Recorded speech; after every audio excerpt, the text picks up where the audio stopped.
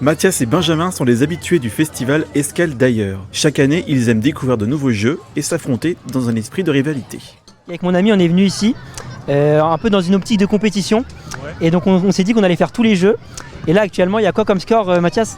Non, mais après il y a 10-6, mais comme vous avez vu, il y a plein de jeux encore. Du coup, je peux remonter et bien sûr, je vais gagner. De la rivalité, mais surtout un moment de détente et de découverte. La société Festigeux propose des animations à partir de jeux en bois. Moment de nostalgie pour les plus grands et ludique pour les plus petits.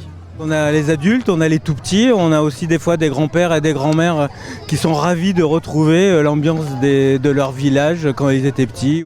Musique, art de la rue, jeux ou encore cuisine du monde étaient au programme ce samedi 11 juin dans le parc du Château de Plaisir. L'occasion pour les Plaisirois de renouer avec les festivités après 2 éditions interrompues pour cause de Covid. Après toute cette période qu'on a passée qui était difficile, donc ça fait 3 ans qu'il n'y a plus d'activités plein air, il n'y avait plus d'activités organisées par les villes, donc là c'était sympathique. Il y a beaucoup de manèges pour les enfants surtout. Quand j'ai vu qu'il y avait plein de jeux, j'ai essayé la grande roue, j'ai essayé de sauter, j'ai essayé le méga toboggan et je trouve ça bien qu'ils organisent des trucs comme ça. Plébiscité lors de ce festival, cette grande roue tourne à la seule force des bras des employés.